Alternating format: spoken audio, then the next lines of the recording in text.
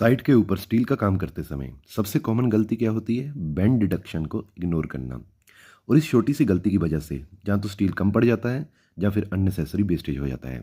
आज के इस वीडियो में मैं आपको बेंड डिडक्शन इतने सिंपल तरीके से समझाऊंगा कि आप कभी भी कैलकुलेशन में गलती नहीं करोगे।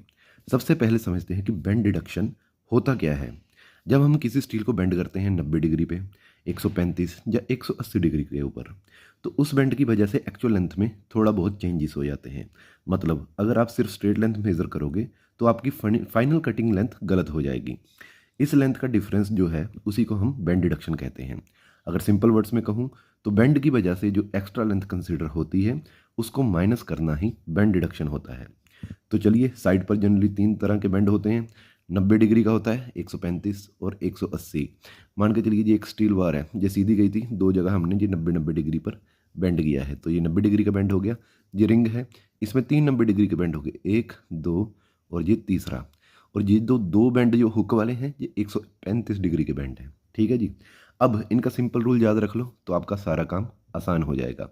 90 डिग्री के बेंड के लिए 2D, 135 डिग्री के लिए 3D और 180 डिग्री के लिए 4D।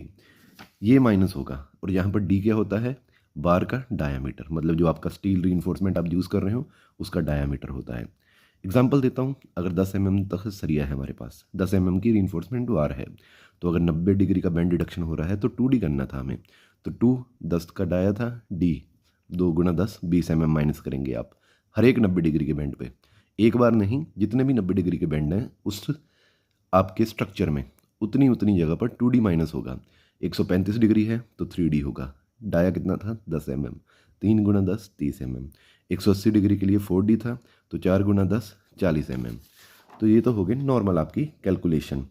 अब एक प्रैक्टिकल एग्जांपल के साथ समझते हैं। मान के चलिए 300 बाई 300 mm का हमारे पास कॉलम है। अब ये कॉलम हमारे पास 300 बाई 300 का है, लेकिन हम क्या करेंगे, हम उसका क्लियर कवर माइनस करेंगे। जनरली हम 40 mm ले लेते हैं। क्लियर कवर क्या होता है कि आउटर के कॉलम के आउटर से लेकर सरिये तक का डिस्टेंस, जो दूरी होती है हम देते हैं ताकि सरिया आपके एटमॉस्फेयर में एक्सपोज ना हो, वो आपका क्लियर कवर हो गया। तो 40 mm का हमने इधर से लिया, 40 mm इधर से। तो रिंग कैसे आएगी? एक तो 300 mm ये हो गया साइज़ कॉलम का, और दोनों तरफ का बेंड उसमें क्लियर कवर माइनस होता है। 40 ये होगा, 40 ये पूरा 300 का कॉलम है, तो 40 माइनस 40 तो आ जाएगा आपका 300 माइनस 40 220। मतलब आपको जो रिंग जो आएगी सरिये को जो बांध के रखेगी, जो सरिये दिखाए हुए हैं मैंने, ये डॉट डॉट जो बनाए हैं ना, तो इसको बांध के रखने वाली सरिये की जो रिंग आएगी वो 220 बाई 220 की आएगी। अब इसकी कटिंग लेंथ हमने कैसे निकालनी है? सिर्फ 220 220 220 220 ऐड कर दिए तो कटिंग लेंथ नहीं होगी, इसमें कुछ ऐड करना पड़ेगा। पहले पैरामीटर ले लेंगे हम, 220 2 गुना 220 प्लस 2 गुना 220, या आप कर सकते हैं कि चारों साइड को आपने ऐड कर दिया, तो आपका जवाब आ गया 880 mm। अब करेंगे बेंड डिडक्शन। अब ये रिंग है, इसमें कितने कितने डिग्री के बेंड है पहले ये देखिए। ये 1 2 और 3, ये तीन बेंड हैं 90 डिग्री के, और ये 1 और 2 जो यहाँ पर हुक मुड़ा हुआ है ये 135 डिग्री के बेंड है। तो 90 डिग्री के बेंड पे हम क्या माइनस करेंगे? 2D। 135 डिग्री के बेंड पे क्या माइनस करेंगे? 3D। अब हमारे पास तीन हो गए 90 डिग्री के बेंड, दो हो गए 135 डिग्री के बेंड। तो 90 डिग्री के बेंड में 2D, मतलब तीन थे हमारे पास, 3 इंटू 2 इंटू D मतलब 6D हो गया।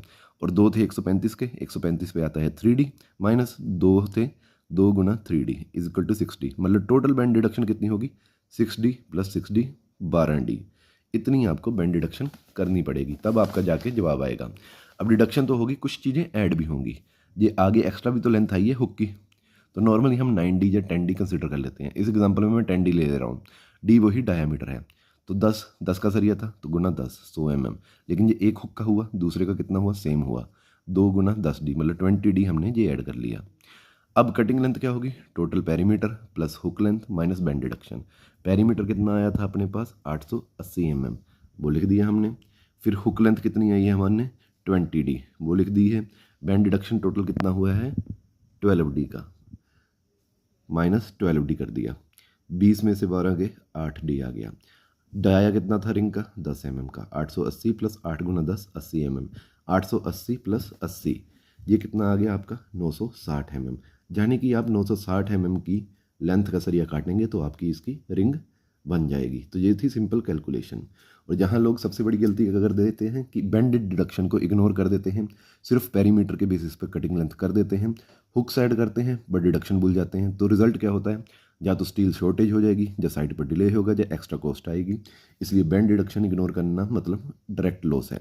अगर आपको बीबीएस और स्टील कैलकुलेशन प्रॉपरली सीखनी है तो इस वीडियो को सेव कर लो और चैनल को सब्सक्राइब जरूर करो। नेक्स्ट वीडियो में मैं आपको हुक लेंथ और कंप्लीट बीबीएस सिखाऊंगा step by step site level पर। मिलते हैं जल्दी नेक्स्ट वीडियो में। जय हिंद।